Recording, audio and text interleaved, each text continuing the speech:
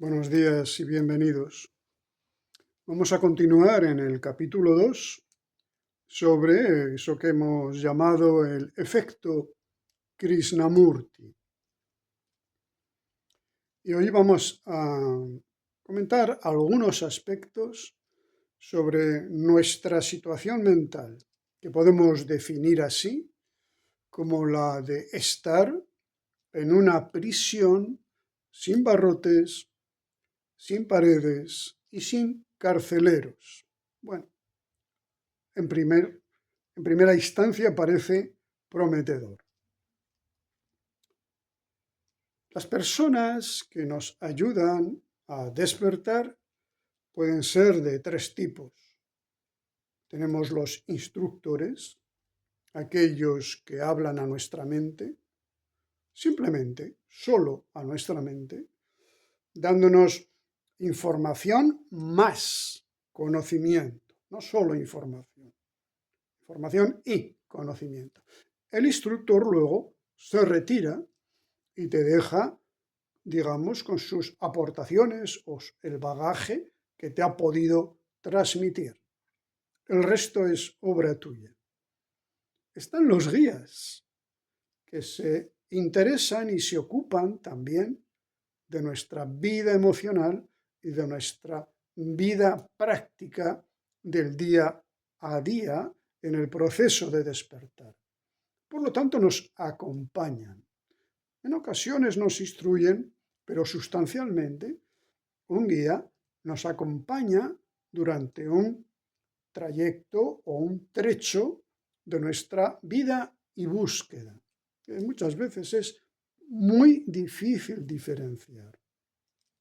Claro está, una vez que hemos quitado o abandonado los elementos formales de la búsqueda.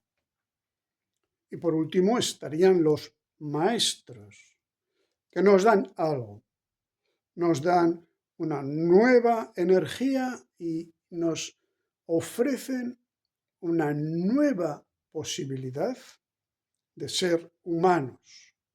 De alguna forma nos regalan un molde sobre el cual nosotros podemos configurar quién queremos ser, quién y qué queremos ser. Pero Krishnamurti tiene un mensaje, podemos decir, para los buscadores y otro para cualquier hombre, sea buscador o no. El mensaje al buscador es muy claro. Querido buscador, estás equivocado.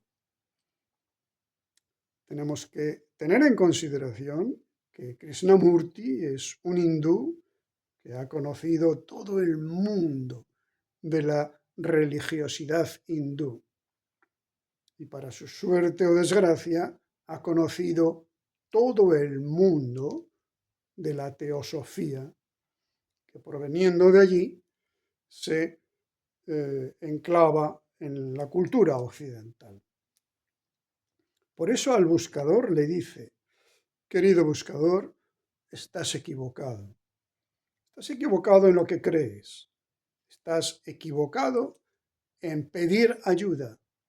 Estás equivocado en lo que haces. Por este camino, con esa actitud y con esos procedimientos, nunca vas a encontrar precisamente algo que sí pareces necesitar e incluso que sí pareces merecer. Pero por ahí no es. Al hombre no buscador, que no se ocupa de estas, como hemos dicho siempre, actitudes y comportamientos sofisticados y además innecesarios de la búsqueda, le dice otra cosa, que tiene también un enorme valor. Le dice: la mente, tu mente, mi mente, nuestra mente duele. Duele. Y da igual qué vida tengas, y da igual quién seas, y da igual que tengas éxito o experimentes el fracaso, que tengas salud o que no la tengas, que tengas juventud o que ya la hayas perdido. La mente humana duele, pero el mensaje positivo es que duele de una forma completamente artificial. Duele, como nos duele por la mañana el cuello cuando hemos dormido con la cabeza torcida y nos despertamos y en una fracción de segundo sentimos un enorme dolor en la nuca o en el cuello. Es un dolor, pero no es un dolor natural. Y no es un dolor natural porque hemos cogido una postura artificial, antinatural. El dolor no viene de la mente, sino de cómo nuestra mente, toda la mente humana, la oriental, la occidental y la del medio, o sea, toda la mente humana está configurada.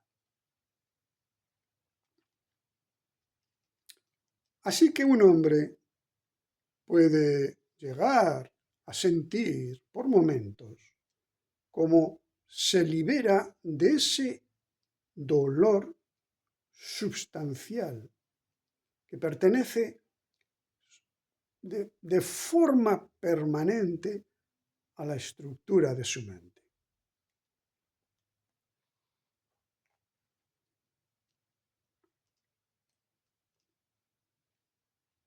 De forma tal que ese gran instructor se le llamó, cosa que él rechazó con absoluta decisión, el gran instructor del mundo. Un gran instructor, no cabe duda. Krishnamurti nos invita a escucharle y a pensar con él, con esa amabilidad característica y un cierto tono de seriedad inflexible. Pocas veces se le veía reír. Son cosas curiosas que no nos fijamos en los que nos enseñan, cosas que parecen secundarias, pero que van a tener un papel importantísimo cuando queremos comprender una enseñanza o un enseñante. Pocas veces Krishnamurti se reía con abandono. Otros instructores o maestros lo pueden hacer.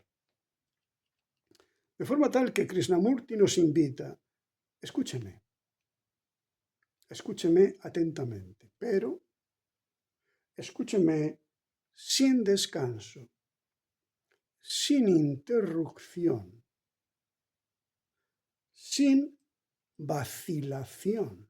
No me dude en el medio, no empieces a dudar.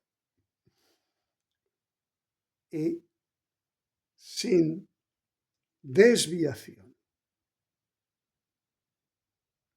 Si un hombre escucha así, lo que va a aparecer en su mente es un momento de pura cognición, lejos de las palabras, lejos de los recuerdos, lejos de las ideas, lejos de las creencias.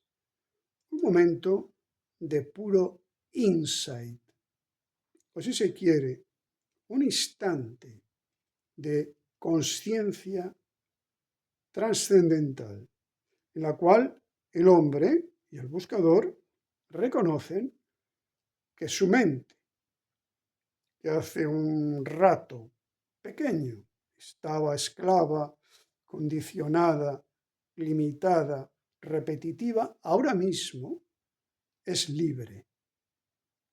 La mente, por un instante, se nos manifiesta como libre. Pero cuidado, por un instante. Este es un aspecto que tenemos que tener en mucha consideración. Por un instante.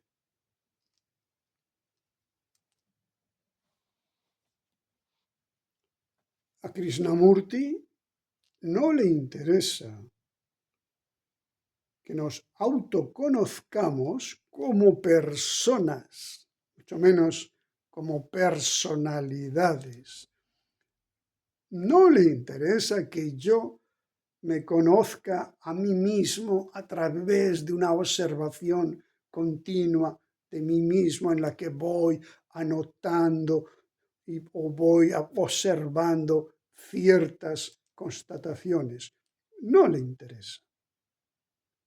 En otras enseñanzas, el conocimiento de la configuración de la personalidad, de la conformación, de la estructura de mi personalidad, con todos sus accidentes, con todos sus elementos, nos interesa muchísimo.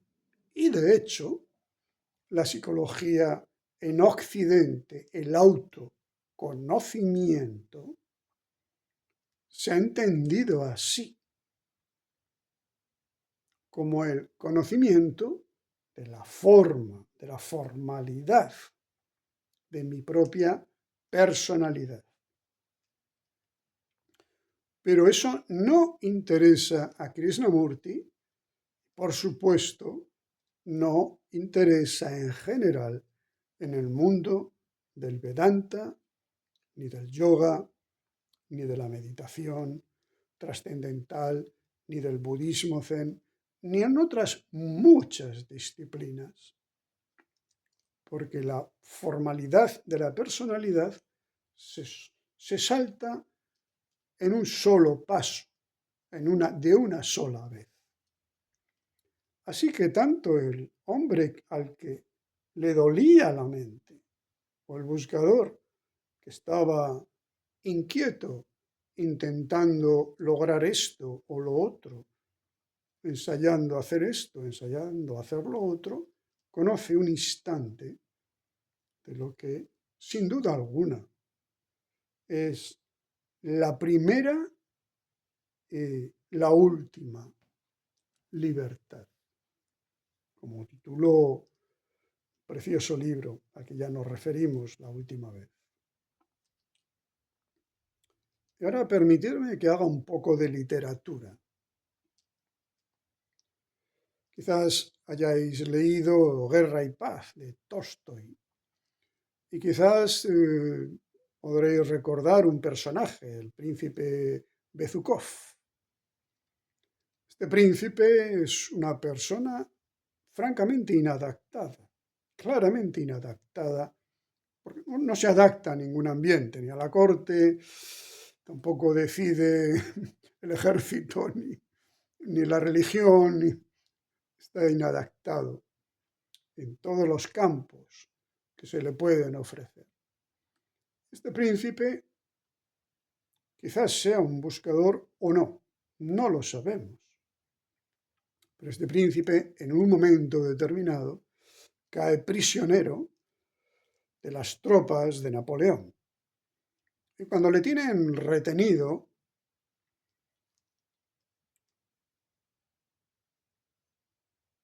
a cielo abierto, de noche,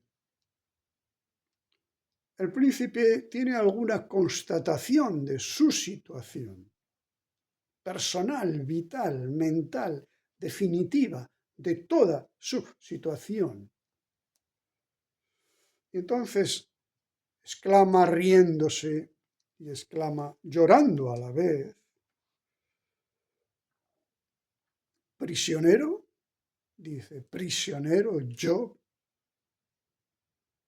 ¿Prisionera mi mente eterna, inmortal? No es posible. Estos soldados han apresado mi cuerpo aquí, pero mi mente es libre. No hay nada en el universo entero que la pueda apresar.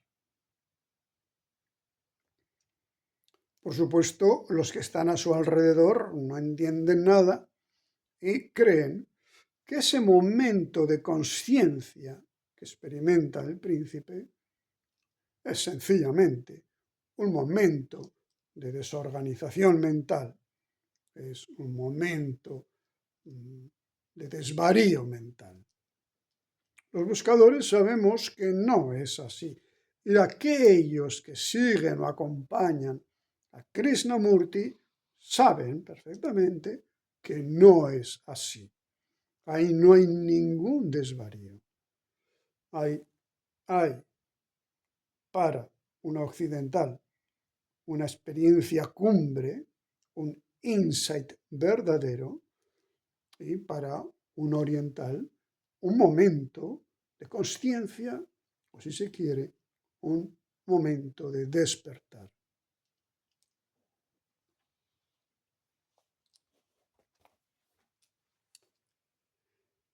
El príncipe descubre que no estaba en una prisión. Y lo descubre porque ahora no ve paredes, no ve barrotes, no ve carceleros, no ve llaves colgadas de un clavo en la pared. Sin embargo, él ha vivido toda su vida sintiéndose encarcelado. El oyente de Krishnamurti descubre que su mente es libre, que el lenguaje, la cultura, el condicionamiento humano, las experiencias de todo tipo, buenas y malas, las identificaciones emocionales de todo tipo, no pueden aprisionar a la atención pura, a la conciencia cognitiva de que yo soy yo. Están en una situación bastante simétrica y tienen, digamos, un panorama bastante comparable por delante. El príncipe tendrá que saber cómo vivir a partir de ese momento. Y cualquier oyente de Krishnamurti, después de ese momento, también tendrá que saber qué es lo que va a hacer. Porque la experiencia es puro fulgor instantáneo. ¿De acuerdo? Que al de un poco de tiempo, quizás segundos, quizás minutos, no mucho más, se transforma simplemente en una impresión muy viva, muy vivida, de forma tal que si la experiencia ha sido puramente cognitiva, ha sido una impresión, una capacidad de ver, una comprensión o una emoción desbordante, en mí queda una impresión viva, pero que es de un grado inferior al momento anterior. Después, esa vivacidad de la experiencia sigue descendiendo y aparece lo que sería una memoria, una huella en la memoria que va a tener progresivamente menos y menos intensidad. A pesar de este deslizamiento hacia abajo, siempre quedará algo de este orden: la certeza, la convicción absoluta de que lo que yo pude ver anoche, gracias a ese rayo de conciencia que me atravesó, es mucho más real que lo que veo, siento y percibo ahora. Un simple rayo ilumina la noche y por fin veo dónde estoy. Por fin. Olvidaré exactamente muchísimos detalles, pero persistirá en mí la certeza de que yo puedo percibir dónde estoy en realidad otra vez. De forma tal que ahora ya tengo un propósito. He visto esa escalera de 4 peldaños que quizás corresponda a lo que en la Biblia se llamaba la escalera de Jacob, donde los ángeles subían y bajaban. Nuestra atención sube y baja continuamente. Nuestra conciencia de ser conciencia pura y libre sube hasta un momento de gran libertad y baja hasta un momento de sueño, de identificación e incluso de negatividad.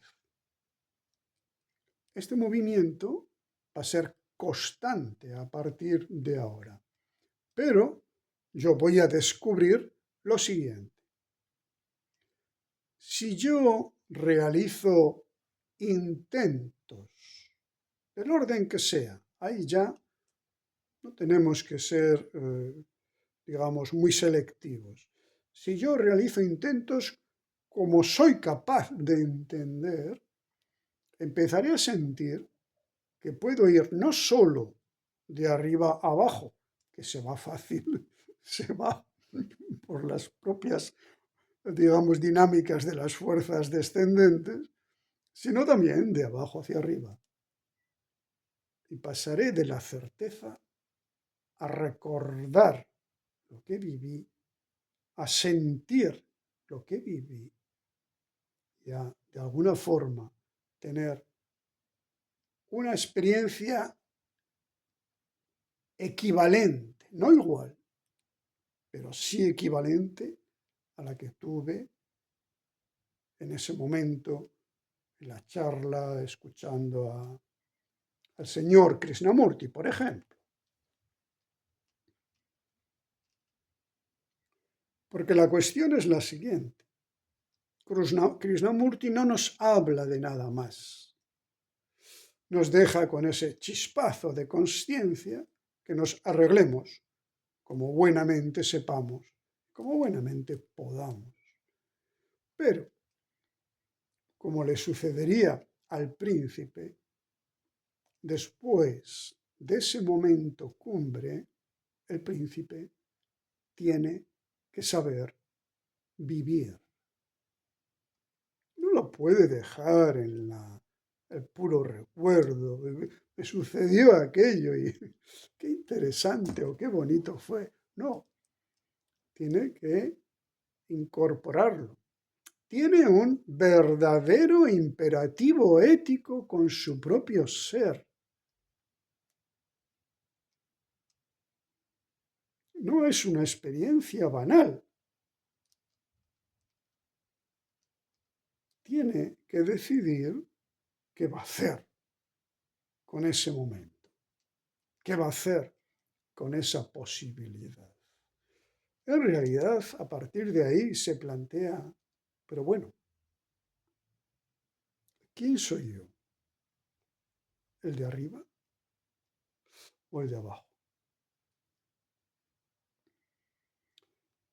Y en este trayecto se va a encontrar con dos elementos con los cuales probablemente no contaba, porque la enseñanza que lo es de Krishnamurti no dice absolutamente nada. Ya lo dijimos en el capítulo primero. Se va a encontrar con el cuerpo, con sus energías, con sus tensiones, con sus cristalizaciones, con sus humores, en el sentido más clásico, con sus situaciones neurológicas, neurofisiológicas, endocrinológicas. Este cuerpo puede estar sutil o embotado, puede ser armónico o completamente perturbado. Y se va a encontrar con otro cuerpo, idéntico a un cuerpo, y es su estructura mental, emocional. Es como un cuerpo exactamente. Y ahí va a ver cómo la cognición no ha entrado. Si la cognición pura, que yo repito, que yo soy capaz de refrescar, renovar, haciendo algún comportamiento secreto íntimo que apenas puedo transmitir a los demás, si soy capaz de refrescar esa experiencia, quizás sea tocado el cuerpo y quizás sea tocada la estructura emocional. Pero el cuerpo va a manifestar su indiferencia absoluta. El cuerpo, después de la charla, quiere cenar. Perfecto, ¿eh? No hay ningún problema.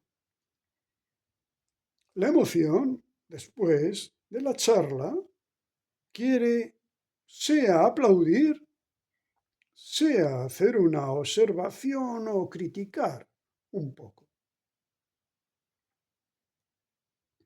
Y entonces, todo escuchante de Krishnamurti tiene que saber cómo incorporar ese nuevo elemento de consciencia en la realidad de sus dos otros cuerpos, el físico y el emocional. Y esto viene a configurarse como una preciosa aventura, si se quiere. Se le podría entender como una batalla, como una investigación, como un periplo peligroso o agradable por el mar, como se le quiera calificar, pero nos abre a un trayecto nuevo que nosotros vamos a tener que descubrir y, por cierto, vamos a tener que pensar y sentir sobre lo que esos dos cuerpos tienen más o menos que hacer. De forma tal que el momento de insight, la experiencia cumbre, impersonal, silenciosa, de conciencia pura, una experiencia absolutamente justa, se tiene que continuar con todos esos otros movimientos. Allí no se ha acabado nada. Allí, en ese instante, en realidad, podríamos decir que empieza todo otra vez. Y es una gran noticia, por cierto. Eso es una gran noticia. Que por fin mi consciencia va a saber vivir. O que mi vida va a poder tener claridad e incluso una especie de iluminación, claridad interna en sí misma e iluminación proveniente de fuera, ambas dos me permiten ver, me permiten ver sin equivocación. Muy bien, pero sobre el cuerpo y quizás sobre las emociones podemos hablar algo más en otra ocasión. Así que muchas gracias y hasta otro día.